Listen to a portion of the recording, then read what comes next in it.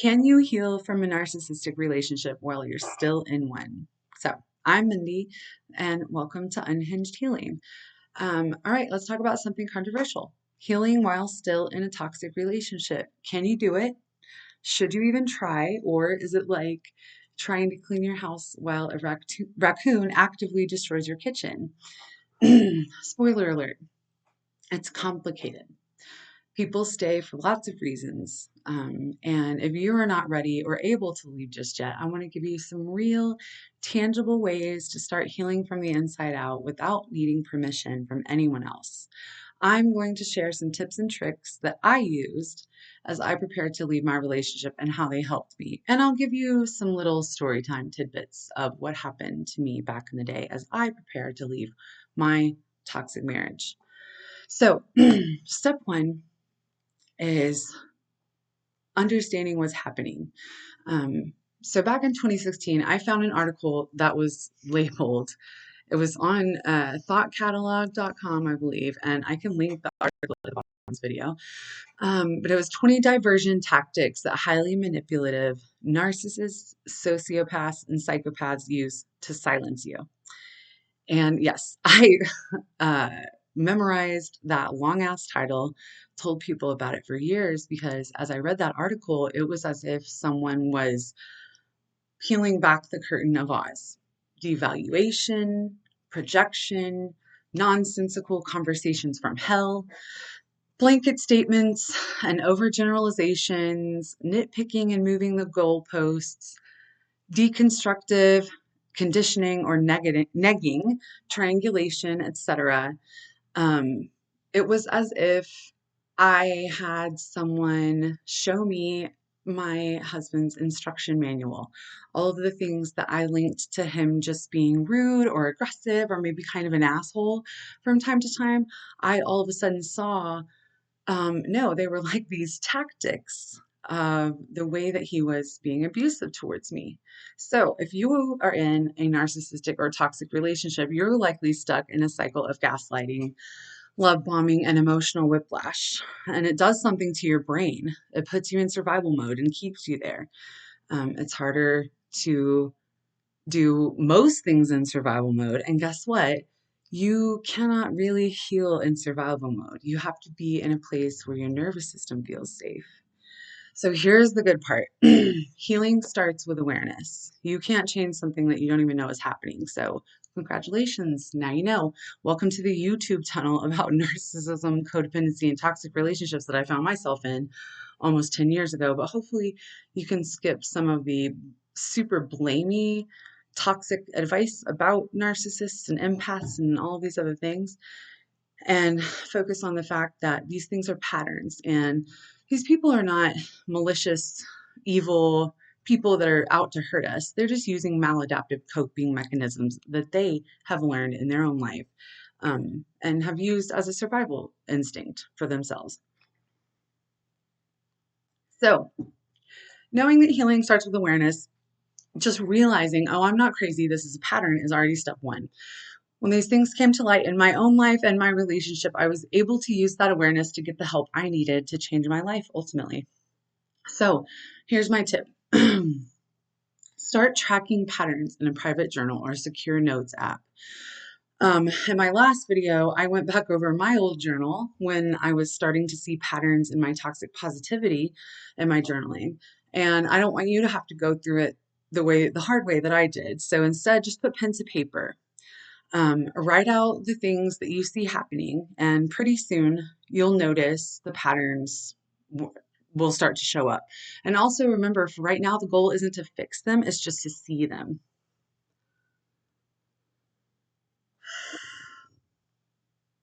So, step two, shift from seeking approval to self trust. So, every toxic relationship is different, and not all of them are romantic partnerships. Maybe you find yourself in a family or work relationship that you have to stay in. When you can start growing skills to stop people pleasing and start affirming and trusting yourself, you'll be able to stay strong in these situations where leaving isn't really an option. When you're stuck in a relationship with these abusive patterns, you might feel like you have to prove yourself constantly. to the toxic person, to your friends, even to yourself, whether it's a coworker or a boss, someone in your family, a sibling, or someone you find yourself in close proximity to. Always worrying about external validation will keep you in survival mode. It gives the other person the power and it makes you completely helpless. And here's the truth: you will never get validation, enough validation from someone else who benefits from keeping you small. That is their whole game. So, what if you just stop playing their game? What if instead you made your own rules and chose yourself as the star number one MVP and start being the person that you're pleasing instead of the other way around? So, asking yourself things like, what would make me happy right now? What would empower me? And how can I believe it? This is the tip right here, is start practicing micro acts of self-trust. So examples would be like making a decision without asking for their input. Think of it through your perspective only and put yourself first by making a choice. This could be something as simple as choosing what's for dinner or what time you're going to go to bed, or anything that might be something you would typically ask for input on the other person that you realize is totally just a people pleasing tactic that you've been using. You can also say no to something small. If it feels too hard to say no to a toxic partner, try it on someone who feels safer. And it doesn't have to be in a combative way, just a simple no, full stop, entire sentence, period. Try it on a friend, maybe one of your children, somewhere where it feels that it won't be somewhere that's going to backfire and end up hurting you. Or that it's going to just give you too much anxiety to say no. Do it in a small, these are baby steps, okay? So the next one would be make yourself a promise and follow through. I read in, I believe it was Girl Stop Apologizing, Rachel Hollis, who talked about how she would make herself a promise to walk on the treadmill for a certain amount of time every day, and no matter what, she would always do it. And that was just her way of building this self-trust, because when you say you're going to do something and you never do it, then you don't trust yourself. So then you don't really trust anyone around you. So these are ways to build small little micro acts of self-trust, and to tell yourself, even if it is, I'm going to walk X amount on the treadmill, I'm going to have my water for the day, I'm limiting my screen time, I'm going to call a friend. Basically, anything that's a healthy coping mechanism that is going to put you steps ahead instead of helping you slide back. So, step 3 would be laugh at the absurdity. So, this one might sound weird, but hear me out. Humor is a healing tool, especially after gaslighting and projection have taken their toll. It can be downright cathartic to laugh at the absurdity of it all. When you start seeing their tactics for the lame attempts that they are, they get almost funny. My ex, I found several times when he would be in the middle of a lie, and it was hard not to laugh in his face. So, like, if they've ever pulled the classic "it wasn't me," after being caught in the middle of a lie, or they gave you the "I never said that," even after saying like the exact same thing not even 5 minutes ago, take a deep breath, my friend. It's gotten to the point in my life where when I'm around people who use this kind of BS to get their way, I have to chuckle at the comical nature of it. And I know some of these terms like toxic or narcissist get thrown around a lot. To be clear again, I don't think these people are evil or malignant or out to get us, nor do they intend to cause us harm most of the time. I think that, again, they're just using maladaptive behaviors that they have learned in their lives to get them to survive. That's it. And so, unfortunately, that leaves other people in their paths, and maybe taking a page from their book and using a survival tactic, using something in a more healthy way. So, like, if they act like they're too sensitive just because you had a normal human reaction, meanwhile they turn straight into the Hulk when faced with any kind of accountability or responsibility for their actions. I've been there. Instead of arguing with the big green angry guy, just picture yourself in a movie theater, watching from the outside, chomping on popcorn, critiquing the CGI with your bestie in the third row. It actually helps to make yourself feel outside of the situation. So there's a tiny shift. Give their tactics ridiculous names in your head. Instead of engaging, just think, yes, the classic Uno reverse card move. Or maybe play the Shaggy song, It Wasn't Me, in the back of your head as they list excuse after excuse after excuse of reasons why you should believe them.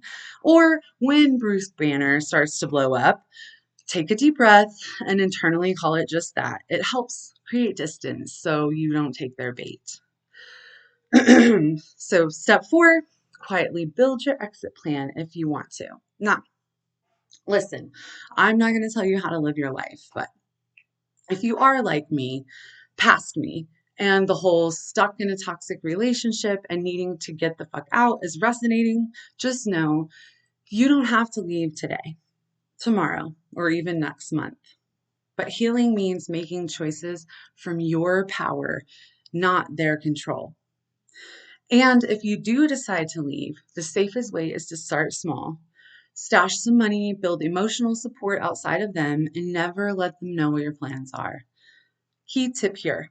Just because you don't want to let your partner know what you're planning, or if you're planning to exit a relationship, it doesn't mean that you shouldn't tell anyone.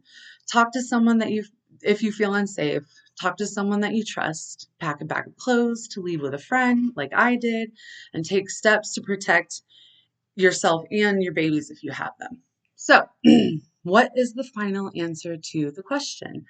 Can you heal while still in a toxic relationship? Yes, but only partially. True healing is messy, non-linear, and takes time. It also happens when you're in a space where your nervous system is safe. And even though all of that is true, you can start reclaiming pieces of yourself right now through awareness, self-trust, humor, and quiet self-preservation. So, question for you. Have you ever tried healing while in a toxic situation? What worked or didn't work for you? Drop it in the comments. Let's talk.